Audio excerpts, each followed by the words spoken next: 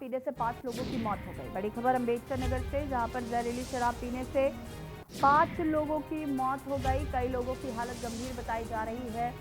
जैतपुर के मखदूमपुर और चौपाल के रहने वाले हैं मृतक। जहरीली शराब से मौत की सूचना पर पहुंचे विधायक। जहरीली शराब पीने से 5 लोगों की मौत हो गई। कई लोगों की हालत गंभीर बताई जा रही है।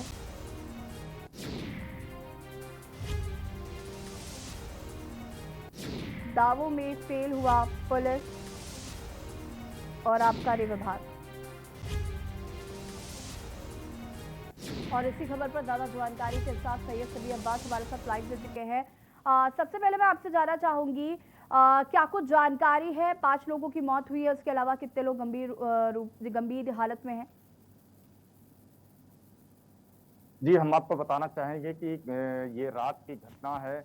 अम्बेडकर नगर के जैतपुर थाना क्षेत्र की घटना है। वहाँ जो है शराब पीने कुछ लोग गए थे और जहरीली शराब जो है बताई जा रही है कि बगल पड़ोसी जनपद अम्बेडकर आजमगढ़ से ये शराब आई थी और वहाँ कुछ लोगों ने शराब पी। उसके बाद फिर जो है तत्काल 3 लोगों ने वहीं दम तोड़ दिया और उसके बाद फिर 2 लोगों को जिला मुख्यालय पे रिफर कर दिया गया, जिला चिकित्सालय, जहां भोर में एक व्यक्ति की मौत हो गई और एक का इलाज चल रहा है। अब हम आपको बताना चाहेंगे कि करीब अभी भी 7 से 8 लोग जो है उनका इलाज चल रहा है, प्राइवेट नर्सिंग होम में उनका इलाज चल रहा है जी और उनकी भी स्थिति नाजुक बताई जा रही है। जी सभी जी, बड़ा सवाल यह है कि लॉकडाउन में शराब बिक कैसे रही थी? क्या आपने पता लगाया? क्या आपने बात की आबकारी विभाग के अधिकारियों से? आपने बात की पुलिस प्रशासन से? कैसे बिक रही थी शराब? जी जी हमने जो है आबकारी विभाग से बात की, पुलिस विभाग से बात की। उनसे पूछा गया कि जो है ये लॉकडाउन चल रहा है कि सारी दुकानें बंद हैं और ऐसे में ये शराब जो है कहाँ से आ रही है और कैसे बेची जा रही है। ये इसको पुलिस को जरा से भी भनक नहीं है, आबकारी विभाग को भनक नहीं है। आखिर इतनी बड़ी चूक कहाँ से हो गई? लेकिन उन्होंने कैमरे पे बोलने से साफ मना कर दिया कि ये जांच का विषय है, इसको जो है जांच कराई जा रही है। जो भी इसका दोषी पाया जाएगा उसके खिलाफ कार्रवाई की जाएगी। जी सभी साहब, आखिर कब तक ऐसे जांच चलती रहेगी? जहरीली शराब पीने से लोग मरते रहेंगे? अम्बेडकर नगर में ये कोई पहला मामला नहीं है कि जहरीली शराब पीने से 5 लोगों की मौत हुई हो। इससे पहले भी तमाम तरीके की खबरें जहरीली शराब पीने से हमने सुनी कि लोगों को तरह तरह की प्रॉब्लम्स हुई और कई लोगों की मौतें भी हुई, लोग गंभीर अवस्था में अस्पतालों में भर्ती रहे। तो कहीं ना कहीं ये कोई पहला मामला नहीं है, लेकिन लॉकडाउन में शराब कैसे बिक रही है, ये बड़ा सवाल जरूर है। और कहीं ना कहीं प्रशासनिक अधिकारी और आबकारी विभाग जो है वो सवालों के घेरे में है कि आखिर शराब माफियाओं के हौसले इतने बुलंद कैसे हैं? क्यों किसी तरीके का कोई नियंत्रण नहीं किया जा रहा है? जी बिल्कुल सही आपने कहा। जिस तरीके से जिला प्रशासन अपने आप को जो है बहुत सख्ती बता रहा है कि हम जो है कहीं शराब बिकने नहीं दे रहे हैं, गैर कानूनी कोई भी काम नहीं करने दे रहे हैं, लेकिन वहीं एक ये भी सवाल है कि जब इस लॉकडाउन, इस महामारी में जो है लोग अपने घरों में हैं, इस महामारी से बचने के लिए जो है तरह तरह के उपाय कर रहे हैं, वहीं जो है शराब माफिया हो और चाहे पुलिस प्रशासन हो, ये दोनों का गठजोड़ कहीं ना कहीं अपने आप में बहुत अच्छी तरीके से दिखाई दे रहा है। वो ताजा नमूना ये आप देख सकती हैं कि किस तरीके से 5-5 लोगों की जो है जानें चली जाती हैं और उसके बाद भी जो है कम से कम जो है 6-7-8 लोग जो है अभी भी जिंदगी और मौत से जूझ रहे हैं कि वो बचेंगे या नहीं बचेंगे। लेकिन कहीं न कहीं आबकारी विभाग और पुलिस विभाग की साठगांठ से ये अवैध तरीके से जहरीली शराब,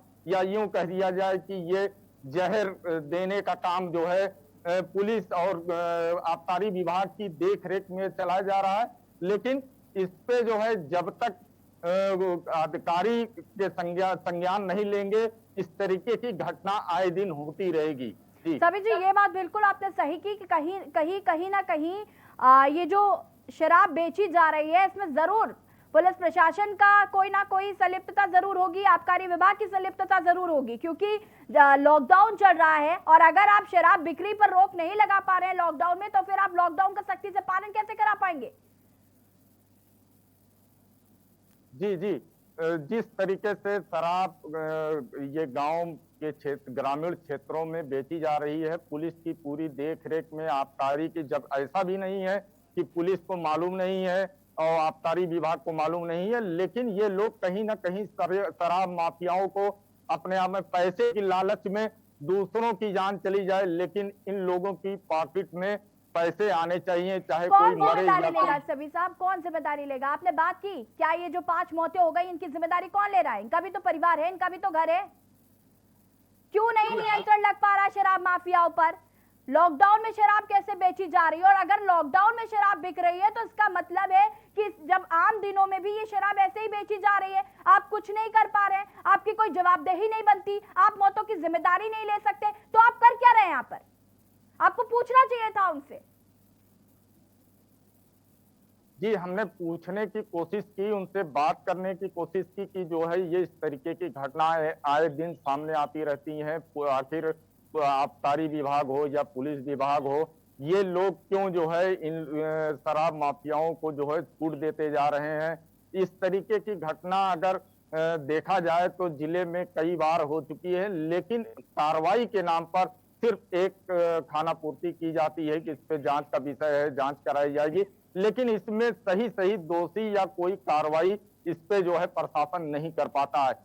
हालाँकि शराब माफियाओं के हाथ भी लंबे होते हैं, वो चाहे राजनीतिक दबाव हो या फिर जो है पैसे के बल पे, इन लोगों का कहीं न कहीं बिल्कुल सभी, बिल्कुल, ये बिल्कुल सच है कि अगर इस तरीके की कोई खबर सामने आती है तो उसमें सफेदपोश नेताओं का हाथ होता है, उसमें इस तरीके के जो भ्रष्ट अधिकारी, जो प्रशासनिक अधिकारी जो इस तरीके की खबरों का संज्ञान नहीं लेते, उनकी जिम्मेदारी बनती है कि वो खबरों का संज्ञान ले और इस तरीके की जो चीजें हो रही हैं, यानी कि जो अवैध शराब बेची जा रही है उस पर नियंत्रण करें। आप फिलहाल आपका बहुत बहुत शुक्रिया, देखते हैं इसमें क्या कुछ निकल कर सामने आता है।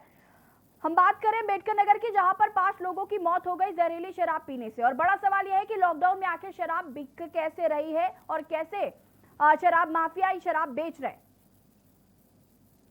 फिलहाल इस बुलेटिन में इतना ही।